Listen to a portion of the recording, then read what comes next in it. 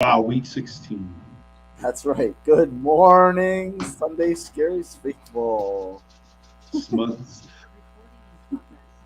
Um, we here we are, and there's some interesting yet again Saturday games with something to dive into a little bit. Little juice, little playoff implications, some good stuff. As the as the sun pours brightly onto my face this morning, so do the playoff implications. You're lighting it up, sir. You just light up Sundays. That's right. So let's let's kick it off by talking over the games that got this week started. And Hmm. Thursday, I imagine on Thursday you were smiling ear to ear from the Saints' loss. However, how does it feel to be thankful to the Rams for that? A team not always in your most desirable of opinions. Yeah, it's a love-hate relationship. Love-hate relationship with the Rams. A few years ago, zero blitz. Lives in infamy here. So witnessed that live. So sometimes you gotta give to take, I guess. But I I appreciate Matt Stafford, Puka, and the boys handling business for me. The Rams are a fun team. They really are fun team. Stafford's still slinging the ball around. Looked good. The Saints, the favorite of the South there yet again, just looking ragged as normal. Just it is what it is. So Saints fans at this point in the season can't sit there and say, "Wow, maybe it's time for us to really rebuild this." Then you're just living a lie, and I wish you nothing but the best. But Carr is just—he's not what you thought you were getting. The contract he got, I'm sure you wish that you could redo that sucker, but it is what it is. Rams went out there, performed. That offense is good. They've got a lot of young pieces. That team's looking bright. The only question is how much longer Stafford can go. But they've got pieces in place, especially on the offensive side. But they took it. They took it to the Saints, and Saints went back to New Orleans licking wounds. I thought you were going to give me a Denny Green there for a minute. Your quarterback signing is not who they thought they were. No, no, no. Thought about it, but no. I'm gonna let them enjoy. Mr. Carr there. Buyer's remorse. That's what Yes. they're calling it. Buyer's remorse. That you did bring up. I mean, Stafford and Puka got the scoring going early. Kyron took a little bit to get going, but Mm-hmm. he kind of closed the game out with a nice little cherry on top. Um, Definitely did.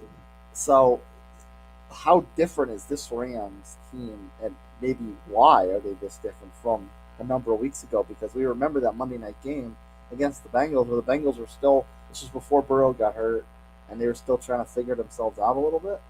Uh, and they couldn't block a fence post in that game. So why all of a sudden now do the Rams look like a formidable playoff contender?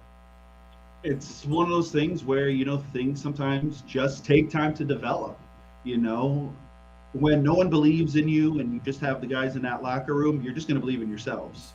And I think they've got good leadership in that locker room. They do.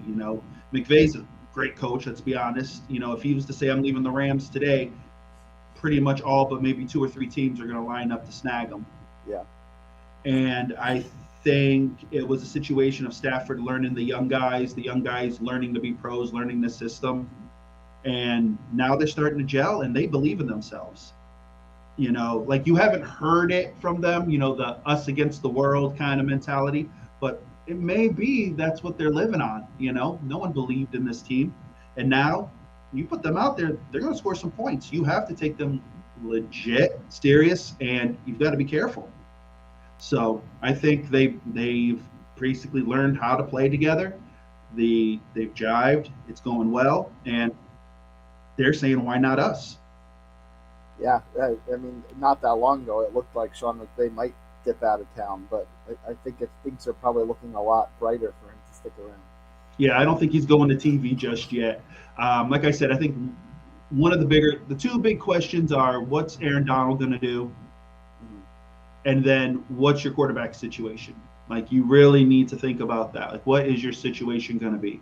Now, we know that the Rams mortgaged their future for that Super Bowl. Let's be honest, they traded everything, the moon and the stars. They got their Super Bowl. I don't know. I don't believe they have a first round pick this year. Yeah, they lost a So few of them. yeah, they've lost a few. So it's a situation of okay, if Stafford's willing to stay, then we're probably gonna have to spend a ton of money, free agency, see what the offensive line's gonna be, keep that probably top notch because you're gonna need that if you want Stafford to hang around for another year and then see what happens. But these guys, they got a chance at the playoffs. They like I said, they paid their $20 to the bouncer. They're hanging in there. They could make their way in. So it's gonna be interesting to see what happens out there. They showed up fashionably late to the bounce. They did, and you know what? They came dressed good. They weren't wearing like Skechers dress shoes. Like they came in looking good. That's right. No knock on Skechers dress shoes. Sometimes they're comfortable. I'm not gonna lie, they're comfortable. They're comfortable, but they came dressed for the party. So we're gonna see what happens. So speaking of not being comfortable, let's move on to the Saturday's games. And the Bengals were looking comfortable for a minute there. We thought Jake Browning was going to be the new hot kid on the block, and he looked a bit more like Jake Brownstein on Saturday night. It always happens. You get the new kid, the backup, and he wins a couple games, and we all start to kind of sip on the Kool-Aid. We're like, ooh, this could be the guy. We're looking for that guy who came out of nowhere, who's gonna become the greatness, the next Brock Purdy kind of deal, Tom Brady-esque. Ding ding. And I just think Browning had a bad game. I really do. I think the Steelers knew that they had to play well. Like, let's be honest. With all the news coming out of there left and right, people are saying Tomlin should leave. Ryan Clark on ESPN basically pleaded for him to leave, and he needs to find a new team. He's like, you need to leave Pittsburgh and just go somewhere else. People have said, the Steelers aren't the Steelers of old, and So the Steelers came out and definitely played the best game of the season. Mason Rudolph throwing for 300 yards, looking like an NFL quarterback. Yeah, and he was the one that was. Now I think he was there when Ben was still in town. Yeah, he was. So, and he was kind of the forgotten man, and all of a sudden he comes back in because Trubisky doesn't look all that great, and Kenny Pickett's obviously injured. So, Mason Rudolph, I guess hats off to him for being a pro still. And it's kind of like a Drew Lock situation from last week, where Drew Lock, gets the win, and he's Seattle's hero for the week. Mason Rudolph, comes out, plays well. The receivers actually show out. So Najee Harris scored. It was a Najee sighting. Look at that. He's playing for that contract for that new team because they're dumping him after this year. Yeah. But we didn't know what the Bengals were this was gonna be a fight for them. Joe's out. Chase was out. It just there was nothing there. They were trying to scrape by. They started them on a little bit of a comeback, but the Steelers were able just to basically put up some more points. The Steelers defense, T.J. Watt, Defensive Player of the Year, in my opinion. The man is just incredible. Just can't be stopped. Yeah. But the Steelers won. Okay. Well, speaking of the Steelers, now they're still on the outside looking in. They're behind the Texans, but the big story of the Steelers this year was obviously firing Matt Canada after the season.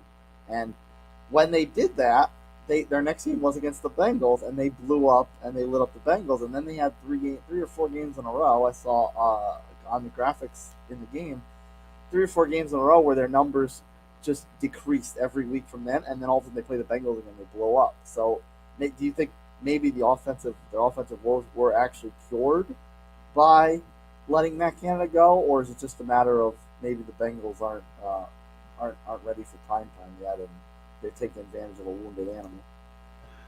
Let's be honest. If the Bengals were at full strength, I'm taking the Bengals every time. I'm taking the Bengals. Let's be honest. Like, Browning has been a great story. I'm not going to take anything from him, but let's be honest.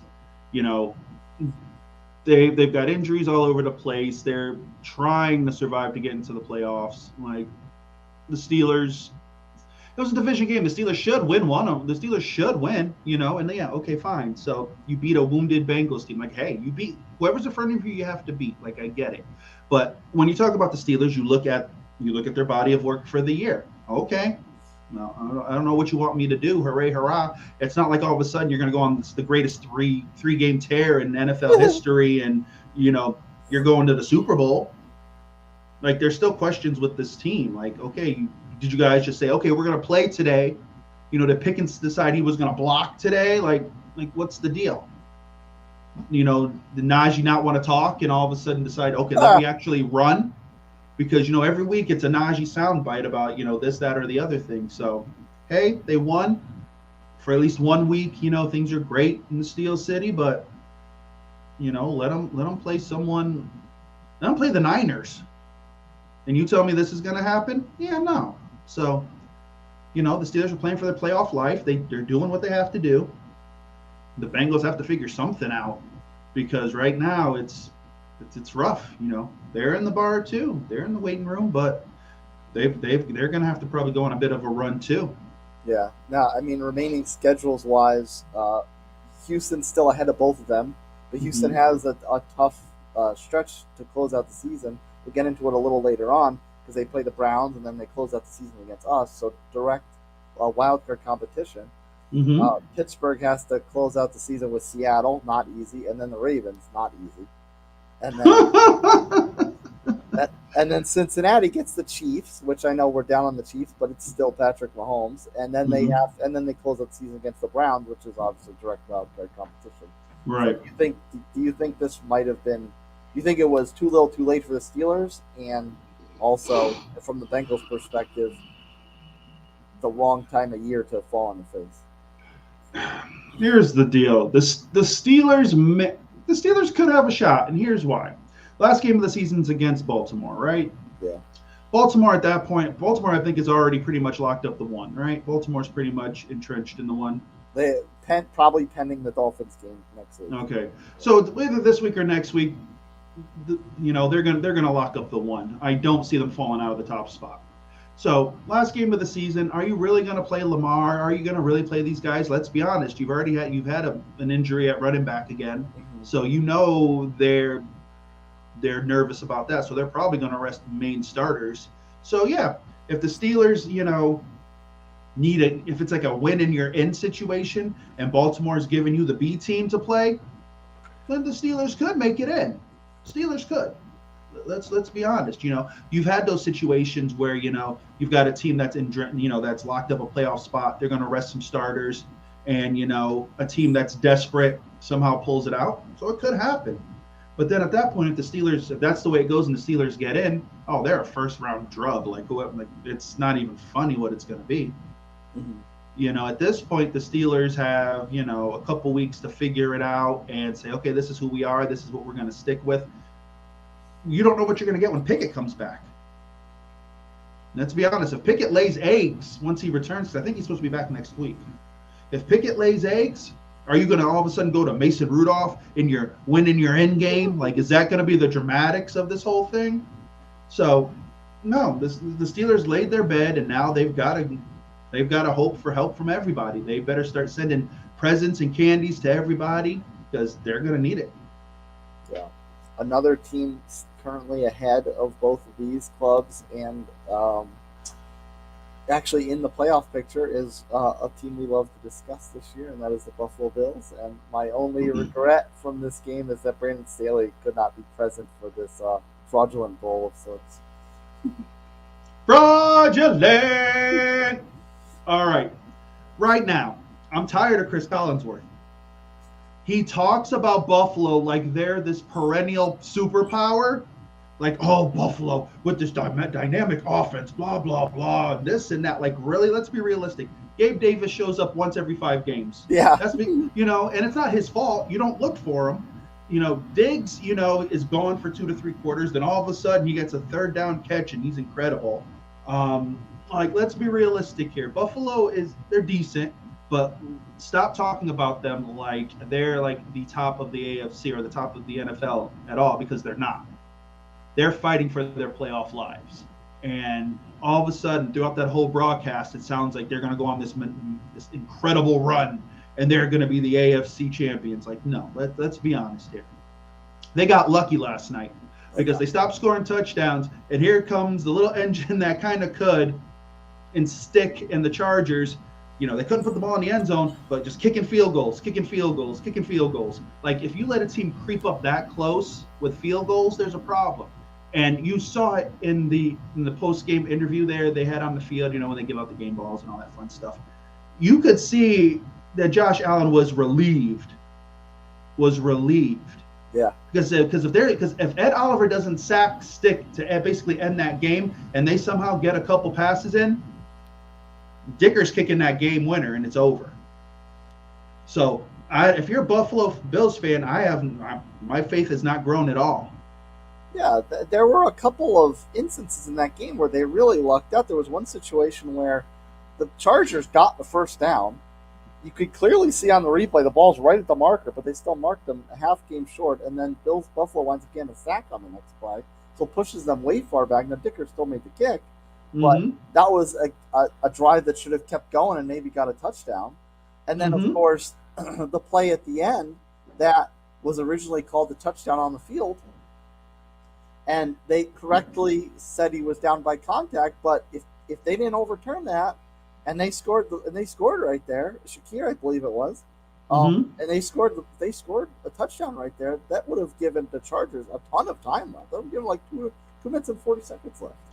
So there were a lot of breaks, whether rightly or wrongly, the Buffalo caught. It's a situation where that game, like I said, if you're a Buffalo fan, I'm watching that and I'm going, this team gives me no cause to think, okay, we're gearing up for a playoff run. We know what we need to do. Like, let's be honest. Like, you got lucky. I'm telling you now, if Keenan Allen is playing, if Herbert's playing, they beat Buffalo. And I give Stick credit. Guy hadn't, coming off the bench, second game or whatever, trying to do his thing. Austin Eckler kind of showed up yesterday. Kind of showed up. Biggest wherever he goes next year, buyer's remorse. Don't give him he's going to be your Carr of 2024. But I digress. But it's the truth. Like, let's be honest. If the Chargers are at full strength, the way that Buffalo played, the Chargers would have won that game. So if you're Buffalo, be happy that you walked out with a win. And it's this whole, all they have to do is win out and they're good. And it seems like people think it's almost a foregone conclusion. If you talk to Chris Collinsworth, it is. He swears they're gonna win out and all of a sudden be the most dangerous team in the playoffs. No, they're not. So Buffalo just need. If you told me that if New England somehow beats Buffalo, I wouldn't be surprised. I'd be like, nah, figured. Well, so all the pressure is on Buffalo, and you're going to really see what they are, especially Week 18 because they've got Miami. Yeah, that was what I wanted to get into next, their remaining schedule, because you would think the Patriots would be a relatively easy game. And the Dolphins, we know the Dolphins struggle with superior competition, which, they got. Wait a minute. They struggle with what? Superior competition. Okay, so they have no problem. They're going to be Buffalo then, right? Because they're not superior competition. Well, I'm thinking that game, going into that game, could set them up to be a little nervous because they've got Dallas this week and then Baltimore next week. So Buffalo, in theory, the schedule could be a bit more favorable than one would think. It could be, but the way Buffalo's played, I can't trust them. Yeah. So, no, I get what you're saying. It comes down to a Week 18 game. Yeah, too bad, Buffalo. See you next year. But my crystal ball is showing a little too soon. But, no, I totally get it. But, if I'm like I said, if I'm a Buffalo Bills fan, if what I saw last night, I'm scared. And you better beat New England. Because if all of a sudden Brady Zappi has a New England moment, and throws a freaking laser to one of those hodgepodge receivers or like Hunter Henry there in the end zone to beat them, everyone in Buffalo just needs to shut it down and move on. Yeah, you notice Hunter Henry is actually a professional tight end now that Zappy's been under center. Yeah, right. He's showing up. After all that money that they didn't want to give Tom Brady, but yeah, we're going to spend it on Jonnu Smith and Hunter Henry. Tight end you. Yeah, look how that turned out. Bunch of winners. Sorry, I digress. It's a little emotional. It's a wound that never heals, man. It's a wound that never heals. Cut me deep. But yeah, let's hope, regardless of how that game plays out against the Patriots, let's hope that Miami can still take care of business. Because after this season Buffalo's had, I really don't want to see them win a division. They don't deserve it. I don't, even if they were to fall into the division, like they're just no. Even if they went on some magical run, right? They go on some magical run. If they meet Baltimore, it's a wrap. Let's be real here. Like, let's be honest. Like, Buffalo just, no. It's not going to happen. Because, and I'm just waiting for it, there's going to be that quality Josh Allen interception. Because, he's good for one or two a game or a fumble. Like, let's be honest. So, yay, Buffalo Bills fans. You still are rooming quite well at the Fraudulent Motel. Keep it going, folks. Keep it going. Room service is coming. Yeah, they if they just won by 30, they just won by 30 Saturday night. They would have checked out and probably not having to worry about going back. I wouldn't have checked them out, but you know what? I would have said, okay, they're ending their stay. I would have been like, all right, I'm impressed. Okay, you guys really came out and all facets of your game showed. But no, you let wounded animals stick around with field goals and you almost lost. So they would have been in the lobby waiting for the Uber, the shuttle to the airport. Exactly. I would have went down, brought down their luggage, and they would have been waiting. They would have tipped me $50, and I would have been on my way. Thank you. Thank you. Have a nice day. We got a couple. I guess one maybe more likely than the other, but a couple in theoretical Super Bowl matchups this week. And the first one, of course, is these Dallas Cowboys licking their wounds off getting scraped by these aforementioned Bills. James Cook actually came back down to earth and looked like the bum we know him to be. But the Cowboys... Well, wait a minute. Leonard Fournette all of a sudden shows up. I forgot to touch on this. Playoff Lenny, man, I love you. Why? And you know what? The man was returning kicks. I know! What is that? In Chris Collinsworth's, glowing review of Buffalo every week, he said that, I guess, Fournette went to the, special teams coach and was like, hey, I'll return kicks because, Lenny's trying to get on the field. I can respect that. Because I think he still has some stuff in the tank. I really do. But, like, you set him up for some failure out there. But, Lenny, I love you. I do. I'm forever the playoff Lenny. I do.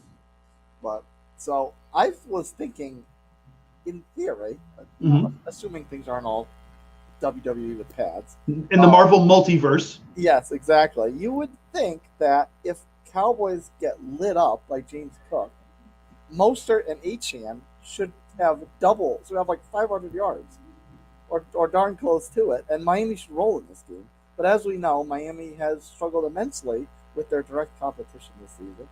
So they are at home, I guess. That's a plus. It's not quite, obviously it's Christmas Eve, so they're probably not dealing with that quite the blistering sun that their stadium has a nice home field advantage. It's been, we've been chilly. I've been wearing woolly hats and jackets. It's been chilly here down here in Florida. Woolly hats. The pom pom on the top. I got one. Yeah. Well, how do you really handicap this game based off what Dallas is coming off of, and then Miami with this gorilla on their shoulder? Oh, the Dallas Cowboys. They've won enough to stay out of the fraudulent motel. I have to give them credit. They've done enough. Despite losing to the Arizona Cardinals. But they've also come back and beat quality teams. So, that's the mark of the fraudulent motel. That's what we say. This game, I think, for both teams is absolutely critical for how the rest of their season and their playoff run goes. This is going to show you. Miami, because let's be honest, the talk is they can't beat a quality opponent. And I've held off putting them in the fraudulent, but I'm going to be honest. If they lose today, they're bunking. The AFC East is owned in the fraudulent. Miami has the talent to beat beat the Cowboys. The Cowboys, no doubt. And I've ridden high on the Cowboys year round. It's out there in the interwebs. It's out there. But last week they couldn't stop. They couldn't stop a nosebleed. Couldn't stop the run. So now here's the situation. What do you do? Do you just say, you know what, they're going to run the ball? Do you really think that Miami's going to say, we'll just run the ball, we're not going to throw it? Because you know the Cowboys are going to be ready for it because of the dynamic that Miami has with the running backs, with Achane and Mostert. Let's be honest. Now, if Tyreek's close to 100, I'm sorry to tell you, if he hadn't gotten hurt, he would no doubt be a top 3 pick for MVP. Let's be honest. The guy's had an incredible season. Depending how the season ends, he still might be. Yeah, exactly, but everybody loves a quarterback. You know this. Yep. So if they can get Waddle, I think they have to start Waddle early, and you really need to get those 2 wide receivers going. Don't put all your eggs in the running back basket right off the bat. If that's the case and they keep Dallas's defense off kilter, they can beat Dallas. There's no doubt. Because then you're going to go look at Dak and say, all right, Dak, are you going to try to put it all on your shoulders? Because honestly, your run game is adequate. Like, I'm not picking if we were doing fantasy today, I'm not picking Tony Pollard anytime soon. Like, let's be honest. Like, the run game has been Well, Tony Pollard's got some Bijan Robinson-itis. Yeah, right. Oh, you're hurt. Yeah, you are. Yeah, you're not. We'll give you 1 play a game. There you go. Yeah. And I think Miami is going to kind of bracket Ferguson because Ferguson's a big part of that offense, tight end wise. And of course, you got CeeDee Lamb. So this game comes down to who doesn't make mistakes and if Dallas's defense can be well-rounded. Don't go all in on the run and don't continue to try to be the shutdown corners because if you can't be well-rounded, I think Miami can win. So you think despite the extreme high play of Dallas' secondary this season, that Miami could still have success with their offense, their passing attack? Yeah, I think teams are looking, saying, okay, here's the deal. We know Dallas has an incredible elite secondary. It's facts. The stats are there. So if we can run the ball, and Miami can, does Dallas say, okay, we're going to have to bring one more guy into the box? Because that's your question. Are you bringing somebody from the secondary into the box to help out with the run game? Because if you do that, you have Tyreek Hill. And let's be honest. I don't want to say his prime because he still is, but in his prime in Kansas City, all you literally would do would just send him down the field and nobody else, and you had 3 guys out there and you still couldn't stop him. Yeah. So let's be honest. Dallas has to be careful because if they fill the box too much, it's playtime. It's going to be playtime. If they don't and they're able to run, there you go. All they got to do is make sure Tua gets the ball out quick. If it becomes a short passing game where those guys can break and create extra yards and eat that clock, Miami's got a shot. I don't think Miami's an underdog in any stretch of this game. It's can Dallas handle the run, and if it's a close game, can Dak win it? Because all Dallas's wins have been blowouts. Yeah. And Dallas has been bad on the road. And when they get beat bad. Exactly. The first Philly game was bad. The Niners game was bad. This Buffalo game obviously was bad. Yeah, they're like, oh, we're on the road. We're good, whatever. Because they think that they're just good. Because it's just Dallas. And everyone dislikes Dallas, let's be honest. Because it's the bravado every year. Oh, we're the best, this and that. We're America's team. You just need to stop it. You're not. You need to win this game. Like, it's honest. And I have no problem with the Cowboys. I don't care, whatever. I have no personal ill will with the Cowboys. None whatsoever. But if you're going to keep speaking it, you got to do it. And if you don't beat Miami in Miami, then you're fraudulent. You earn your place in the fraudulent. We them boys. We them fraudulent boys. Stephen A is going to be smiling on Monday. That's right. With his black hat. I kind of enjoy those. Like, and then on his TikToks or whatever, the camera pans to him and he's smiling. I enjoy that. I won't lie. I won't. Yeah, I agree. I think if Miami can do anything close to what Buffalo did, they're gonna beat Buffalo's output by a lot, and they should be the favorite in this one. Yeah, It's, that's what they have to do. Miami can't shoot themselves in the foot and needs to be smart. Like, and you have to be cautious of that secondary. You totally do. Like I said, the Cowboys secondary is elite, but is Dallas going to say, okay, we're going to have to maybe bring somebody into the box to watch the run? Now the problem is these running backs from Miami. They're physical. They're not they're not shrimps, but they're quick. So one missed tackle and those guys are gone, and they can catch out of the backfield. So it's a whole new game here. yeah, and it doesn't get any easy for Dallas because in theory, if this is their weak spot, playing against the run, Miami's number 4 in the league in rushing offense.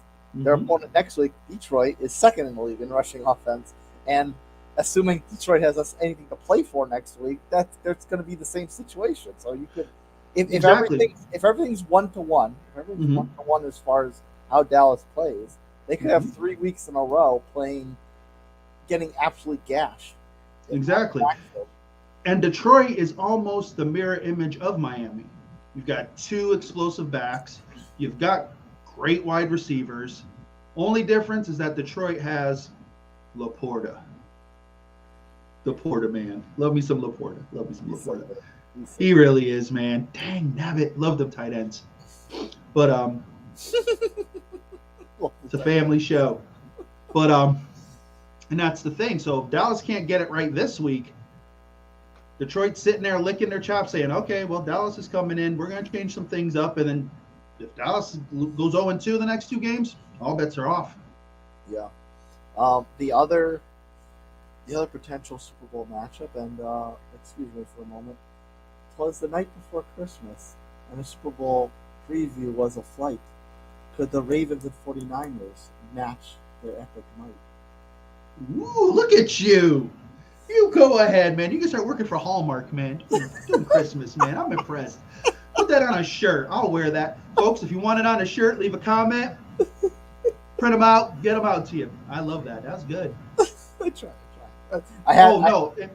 I had to get it in after Mike Tirico dropped the ball and couldn't get one in prior to That's why we have you here, Nutmeg. You're here for that. You clean up after us. I appreciate you. No, to me, this is a Super Bowl matchup. This is it right here. This is the preview of the preview. This is it. My opinion, and I'll say it now. I believe in Baltimore and the Niners. They're the only two teams I give you cause to believe. So this game is going to be fun. It's Lamar versus Brock. You're going to see what it's about. You're going to see the high-powered Niners offense against the stingy Baltimore defense. Lamar versus Bosa, Warner, all these guys. I can't wait. This is the game right here. It's funny how this actually was the Super Bowl matchup some years ago, about 12 years ago, which doesn't even feel like it was 12 years ago, and how different these teams look. Right? You look at the especially you look at the rosters and everything like that. It just shows you how in the NFL things just overturn and things happen. But yeah, this is going to be interesting. It's going to be Brock Purdy. Everyone doubts this guy. No one wants to give the guys flowers. Let's be honest. Everyone's looking for any way to discredit what he's done. But right now, he's the prohibitive favorite for the MVP. Mm. So it's going to be him against this Baltimore defense. I'm sure they're going to disguise a lot of stuff, see what he's going to do. The thing about Purdy is he really doesn't make mistakes. So it's going to be interesting how this goes. And then you've got Lamar versus the Niners defense, and Niners defense is fast. They've got speed all over that field, and it's, are they going to force Lamar to strictly stick in the pocket, or is Lamar going to be able to get out and make some plays? So it's going to be good. And then you have, of course, CMC, Ayuk, Debo, Kittle, all these guys, What's funny is you read off the names and then you go to Baltimore and you're like, all right, OBJ, Zay Flowers, Gus the Bus. Isaiah Likely. Don't forget him. He has stepped up. He has stepped up in the absence of Mark Andrews, poor guy. But and then after that, you're like, okay, there's definitely a lot more playmakers on the San Fran side, so that Baltimore defense is going to have to step up. I know leading up to this game, Baltimore was like, oh, we're being disrespected, blah blah blah. Like I get that, you're an underdog, but I think you got to step back and say, hey, look at the Niners' body of work. Look who they've whooped on and put points up on. Let's be honest here. Well, speaking of that body of work, when they play their contemporaries, they do tend to blow the doors off. They took Philly to the woodshed. They took Dallas to the woodshed. So is Baltimore going to be the kind of rule breaker in this scenario, or is that kind of streak, so to speak, going to continue? And they're going. I don't. Wow. I don't believe that they whoop them as bad. I think the Niners win. I really do. I think the Niners win this game. I think it's going to be closer than those other games for sure. Mm-hmm. But I think, and of course, teams need things to grab onto. You need that chip on your shoulder and stuff. But to sit there and say, oh, we're disrespected, we're just as good. Body of work kind of says otherwise.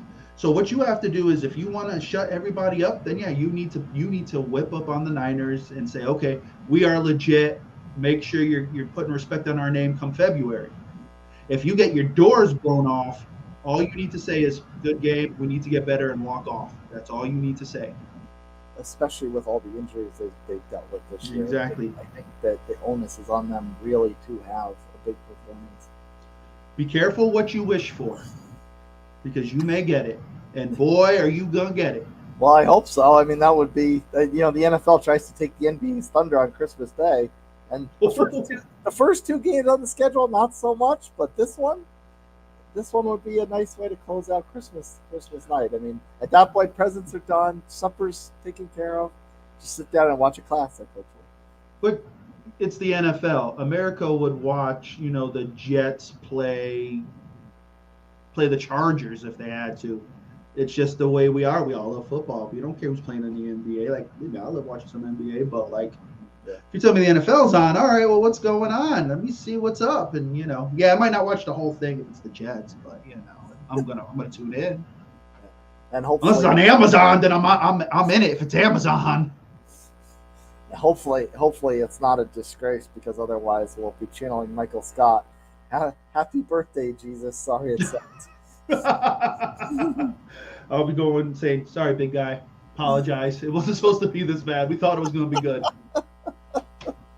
Next year, hopefully, we got you. That's what you're going to say. I'll feel bad. Yeah. So let's close out the show having some fun. Our teams need a little bit of help from each other this week. I mean, yours not so much as mine, because you're actually in first place, and with the Saints loss, it looks a little bit more.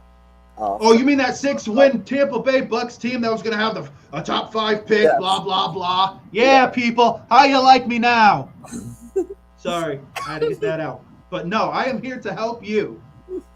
Yeah. I am here to help you. This game is going to be interesting. They've cleared T-Law. Some people were kind of like, really? Is he cleared that quick? Well, he better be 100%, because he definitely was not 100% last week, and he looked like it. No, and that's the problem I have. And I understand, it's the NFL, it's the moneymaker. You're trying to get to the playoffs, this and that. But if he's not 100%, then he's not 100%. Don't put him in. Like, figure it out. And that's the problem with teams. They don't really work their backups, and that's the problem. And Chris Collinsworth even said, this might be one of the few things I liked what he said yesterday. He's like, your backups don't get played. They get fat. They just sit there.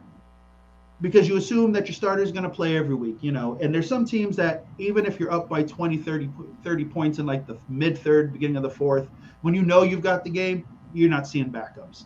And this is the problem. Your backups need to get meaningful reps at some point. Yeah. They really do. So if T-Law takes a good pop and he's out, no, it's a wrap. So I'm interested in this game. I'm glad it's home.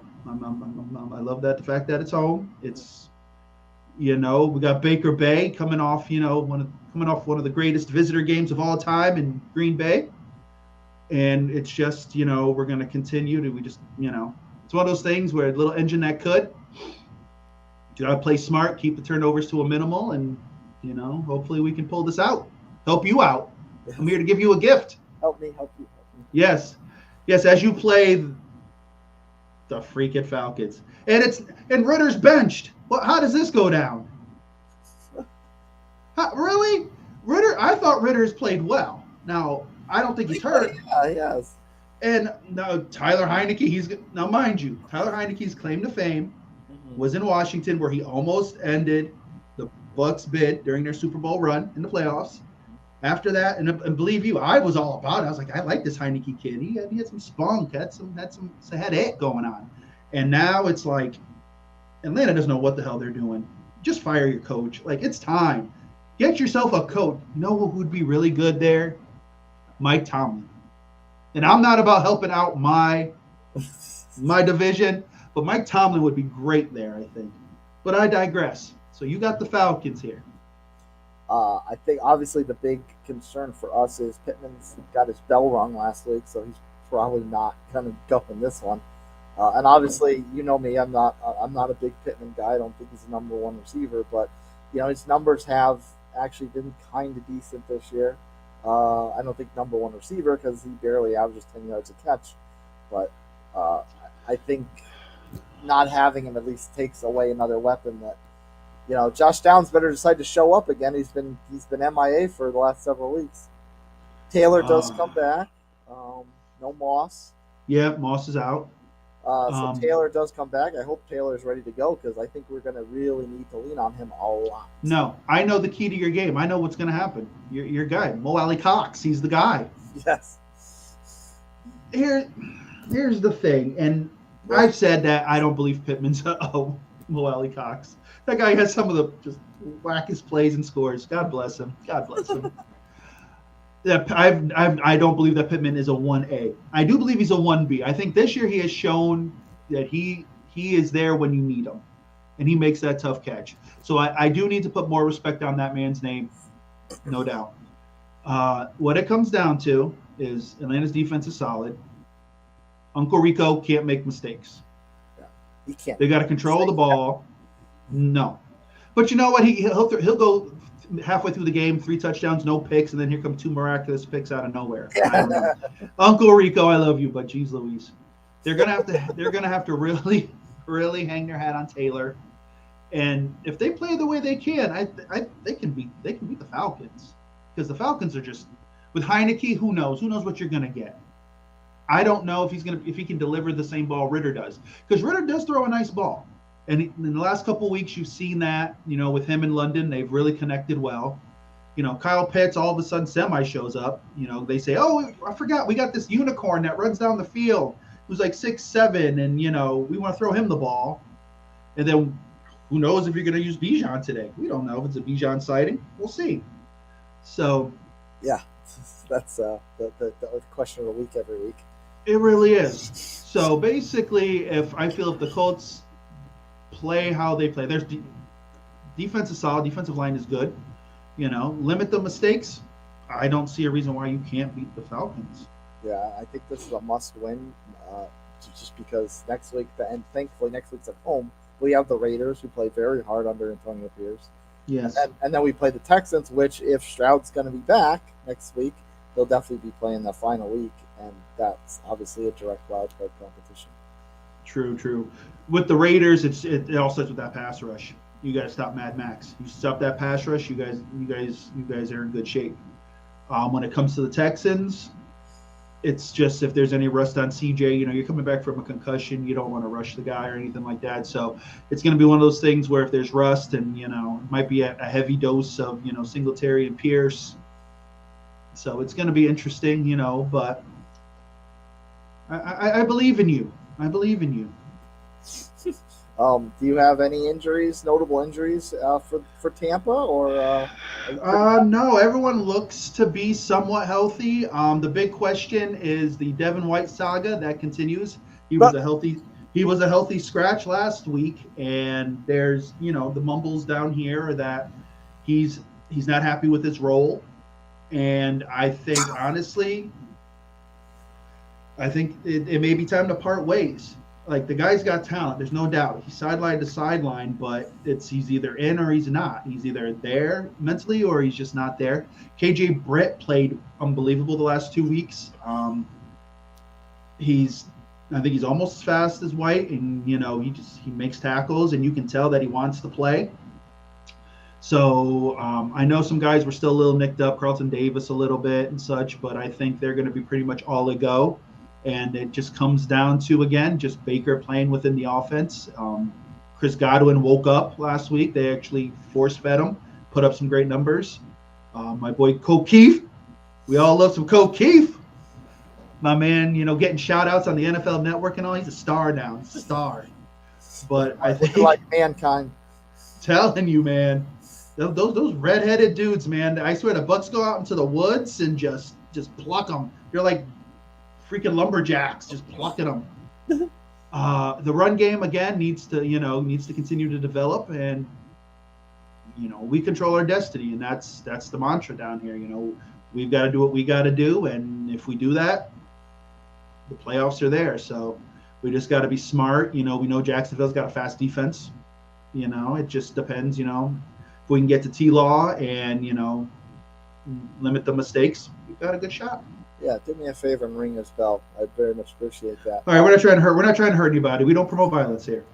But real quick on Devin White, I mean, we know that Tampa's been in a little bit of salary cap hell since the Brady years. So, like you said, maybe it is time to start shedding guys that don't want to be there. We're good. Salary cap now content. Oh no, we've dude. This is the last year. We're eating it all. After this year, we're sitting pretty. But at the same time, if you don't want to be here, then yeah, there were all those cryptic, tweets and stuff, preseason and such about wanting to go to Philly. Hey, sign and trade them. If you can get a second rounder and some pieces, then so be it. At the end of the day, as with any organization, if you got a guy who doesn't want to be there and is grumbling, then do what you got to do. But it's a situation where, especially at that position, Levante David signed a 1 year. There's going to be a point where he's gonna retire. If not, I don't know if he's got another year or so in him. It all depends on what he wants to do. He's Tampa royalty. The way that the draft is looking right now, we're not looks like we're not snagging a quarterback. We're not getting one of those guys. I think Baker's going to be the guy. So if there's some quality linebacker play in the draft, and then that's what you do. Yeah. The aforementioned Texans we just touched on, they've got a tough one this week. They play the Browns. That's a direct wild card competition. No C.J. Stroud, but he might come back next week. But he comes back versus Tennessee. Tennessee's more kind of a layup. So especially the way the Texans have played this year. So might that be too little, too late if they can't pull an upset over Cleveland this week? Could be, because they've got us in week 18. Yeah, well, yeah, we know. Whew. Yeah, they've got to win out. Like they just have to. It's one of those things where you get a key injury at the wrong time of year, and now you've got to figure it out. So now the Texans are going to have to win out. If they don't make the playoffs, I don't think it definitely wasn't a failed season at all, because no one would have thought they would have played as well as they did.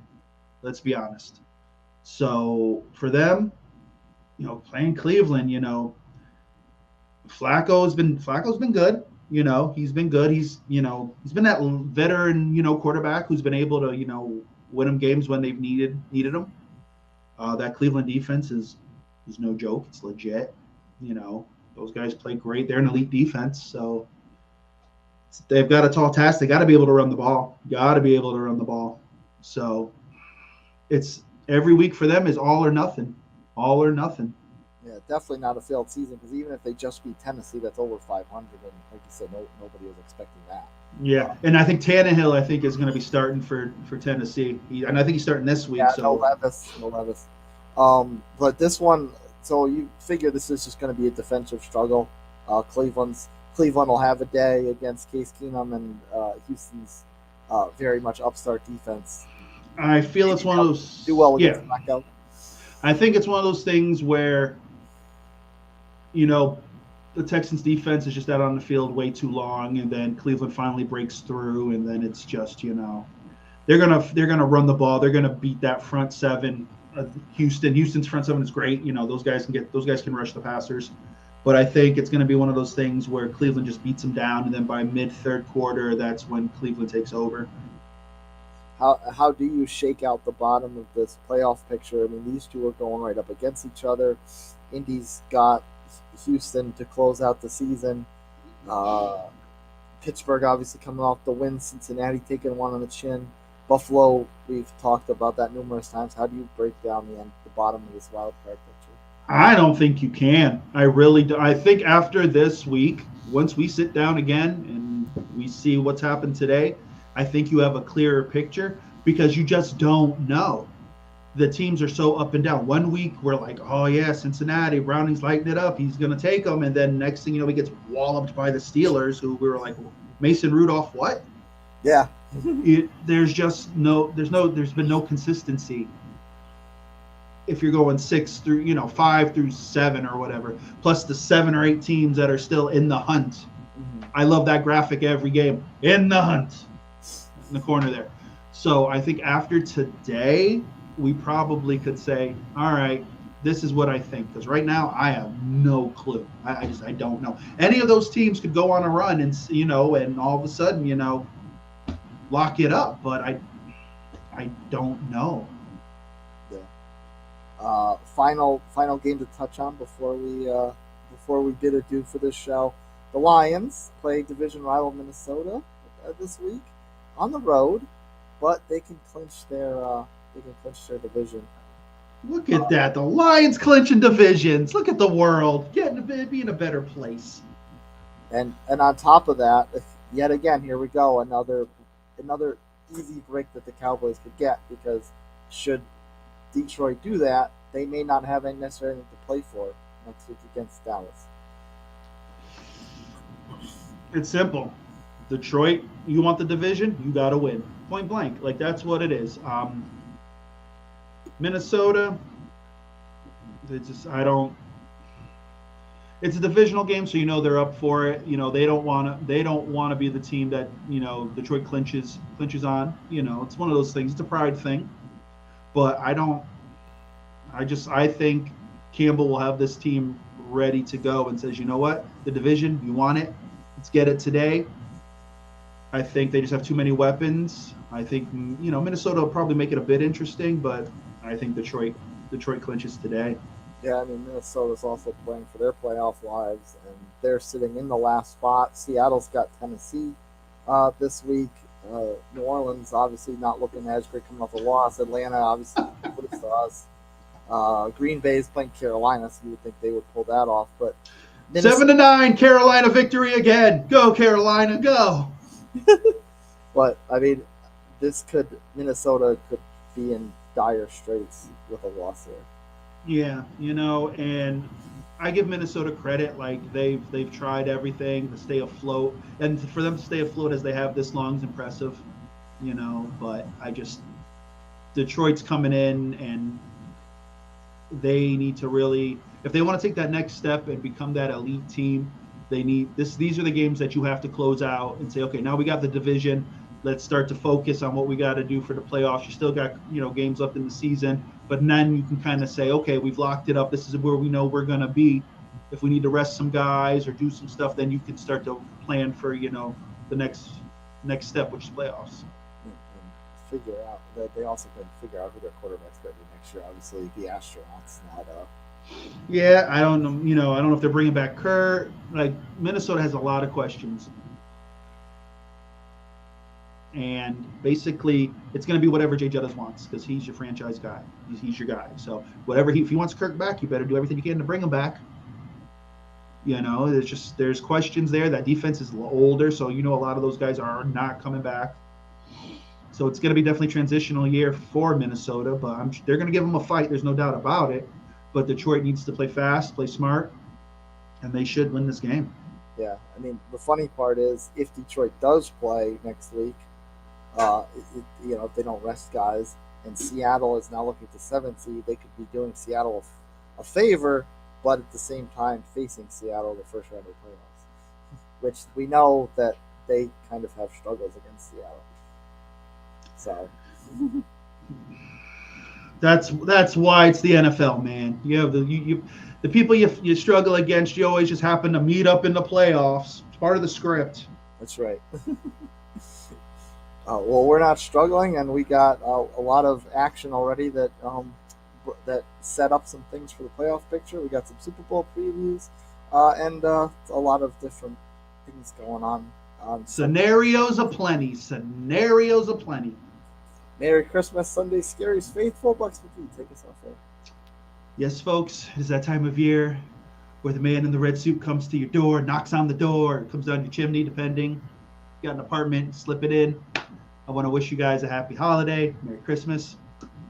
For some of you guys, hopefully there are playoff berths underneath your tree. For some of you guys, your teams are delivering you coal stuff. There's always next year. Nutmeg. We'll be meeting back here soon, and maybe the playoff picture gets a little bit clearer.